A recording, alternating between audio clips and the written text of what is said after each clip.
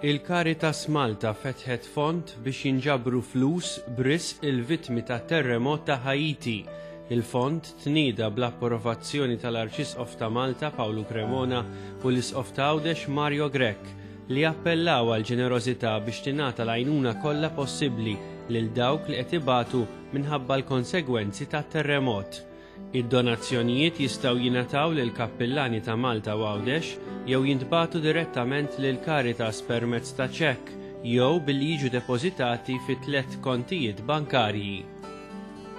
L-Isqfijiet Maltin għażlu d-diżinn ta' Mario Abela għal-logo uffiċjali taż-żjara tal-Papa f'Malta, is-Sur Abela li għandu 26 sena u mir-Raba ta' Għawdex.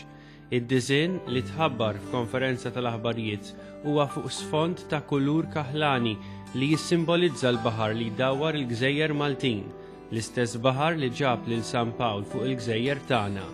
Id-diżinn jinkludi salib abjad u dgħajsa safra fuq il-mowġ u fl-isfond tidher xena sempliċi li tirrappreżenta l-Gżejjer Maltin. Il-kuluri bojot u sofor huma l-istess kuluri tal-bandiera tal-Belt tal-Vatikan.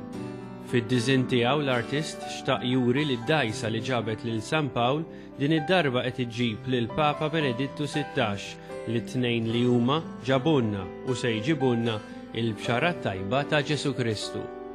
Għada l-Ħadd fis-6:30 ta' filgħaxija l-Arċisqof Pawlu Cremona se jiċċelebra qudiesa fil-Knisja tal-Kapuċċini il-Furjana għal koppja rajjes li se jiżżewġu din is-sena. Intant f'qudiesa li saret nhar is-Sibt li għadda għal koppji li żżewġu matul l-2009, l-Arċisqof tkellem dwar il-valur ta' żwieġ għas-soċjetà tal-lum u għall-ġejjieni.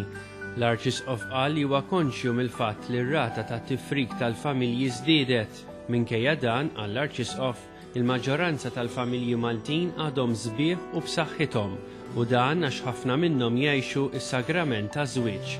L-Arċisqof temm jgħid li l-valuri li joħorġu mis-sagrament ta' żwieġ jiswew biex tinbena familja soda u dejjema.